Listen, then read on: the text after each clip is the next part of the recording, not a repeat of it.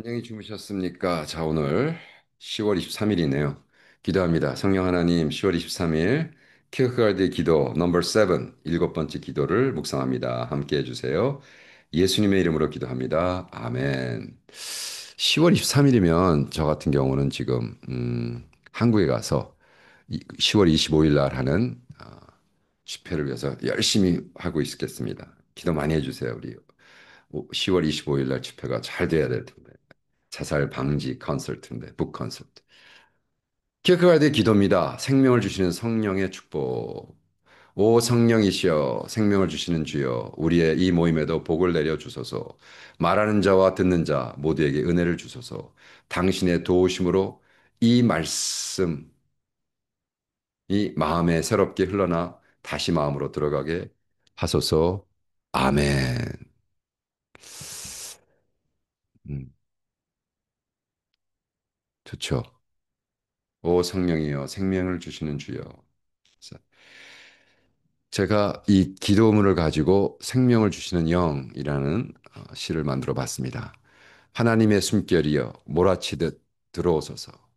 세상에 거짓된 바람이 아닌 정결케 하는 불로 오소서.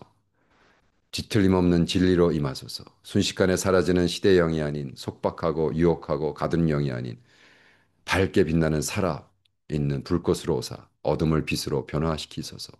당신이 숨을 불어넣으시면 죽은 심장이 살아나고 당신이 속삭이면 죽음조차 거부되나이다. 오 성령이여 우리를 온전케 하소서. 우리의 마음을 소생시키시고 우리 영혼을 새롭게 하소서. 우리의 생각이 흔들지 않게 하소서. 배우지 못한 세상의 목소리에 속지 않게 하소서. 생명은 자기를 버리면서 나와 세상의 불을 쫓으면서 나오는 것이 아님을 알게 하소서. 오소서 우리 안에 다스리시고 사슬을 끊으소서. 이기심과 고통에서 우리를 해방하소서. 성령이여 강하지만 온유하신 분이여 우리의 마음과 생각을 그리스도와 같게 하소서. 아멘. 아멘이십니까? 세상에는 생명을 주시는 성령 하나님이 계시고, 그죠? 세상에 영이 있습니다. 음, 성령 하나님. 키르케가드 기도와 묵상은 우리에게 두 가지 영이 있음을 상기시켜 줍니다. 생명을 주시는 성령 하나님. 강의하면서 또 코렉트하고 있네요. 사람을 속이고 노예로 만드는 시대의 영. 세상의 흐름, 이데올로지, 자기 중심의 욕망에 사로잡힌 사람들은 종종 알지 못한 채 잘못된 영을 따릅니다. 시대 정신, 이 시대의 정신이라 그러죠. Zeitgeist, 이건 독일 말이죠. Zeitgeist. 영어가 아닌 것은 아이틸릭으로 해야 우리가 나중에 알죠. 은 지혜처럼 보이지만 결국 공허함으로 이끕니다. 반면 성령은 참된 생명과 진리 그리고 변화를 가져옵니다. 성령은 생명을 주신다. 생명의 영은 주지 못한다. 세상의 영은 주지 못한다. 이 키어케가드의 기도는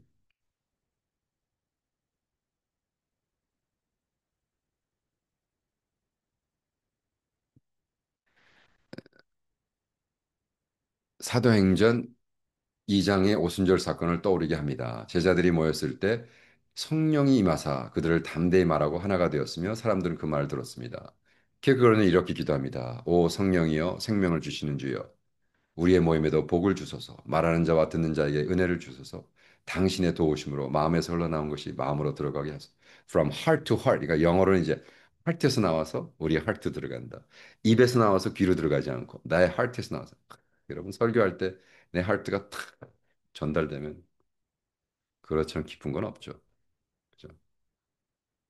그에게 있어 설교와 청중은 단순한 지적 활동이 아니라 성령의 역사였습니다. 성령으로 채워진 설교는 살아있지만 세상의 영으로 세워진 설교는 공허한 수사에 불과합니다. 예수님도 말씀하셨습니다. 살리는 것은 영이니 육은 무익하리라. 내가 너에게 이른 말이 영이요 생명이라. 성령만이 생명을 주십니다. 인간의 노력, 철학, 자만은 성령 없이는 아무 소용이 없습니다. 그러면 성령님은 우리에게 어떻게 임하시는가? 기억하는 성령은 자아가 여전히 지배하는 곳에는 오시지 않는다고 경고합니다. 우리는 먼저 자아와 이기심, 세상 욕망에 죽어야 성령으로 채워질 수 있습니다. 이기심, selfishness. 그래서 영어로 selfish라고 그러거든요. selfish. 세상에서 제일 무서운 fish가 뭐야? selfish. 이기심. 예수님이 이렇게 말씀하셨습니다. 아무든지 나를 따라오려거든 나를 부인하고 날마다 제 십자가를 지고 나를 따를 것이니라. 아멘. 키에르케고르는 이렇게 말합니다. 무엇이 더 두려운가?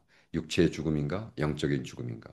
육체의 죽음은 한 번으로 끝난다. 그러나 영적인 죽음은 날마다 일어나야 한다. 기독교는 이 날마다의 죽음을 요구한다. 이건 키에르케고르의 코테이션인데. 그래서 이걸 이제 반복이라는 컨셉으로 우리는 구원을 받는 게 매일 구원받는 거지 어떤 한 번의 사건으로 구원받는 게 아니라 이제 십자가를 지고 매일 주를 쫓으라는 것을 이렇게 번역을 하는데 이것도 음, 아주 그 persuasive합니다. 그는 계속해서 이렇게 말합니다.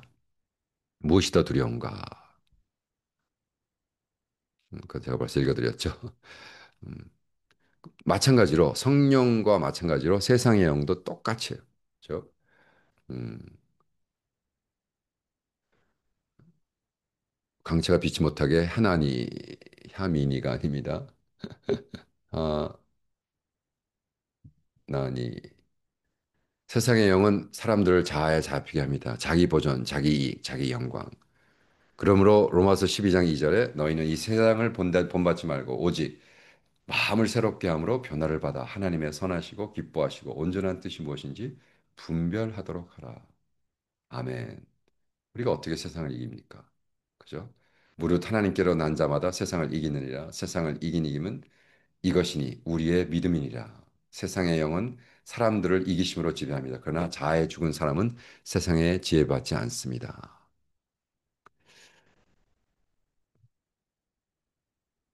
성령이 주시는 삶은 단순히 생명이 연장된 것이 아니라 완전히 새로운 삶의 방식입니다. 내가 그리스도와 함께 십자가에 못 박혔나니 그런즉 이제는 내가 사는 것이 아니요 오직 내 안에 그리스도께서 사시는 것이라. 이제 내가 육체 가운데 사는 것은 나를 사랑하신 나를 위하여 자기 자신을 버리신 하나님의 아들을 믿는 믿음 안에서 사는 것이라. 아멘. I no longer live, but Christ who lives in me. Amen. 갈라디아서 2장 20절이죠. 성령 안의 삶은 단순히 숨쉬고 존재하는 것이 아니라 그리스도 안에서 진정으로 살아가는 것입니다. 그렇다면 결론은 무엇인가? 성령을 따를 것인가? 세상의 영을 따를 것인가?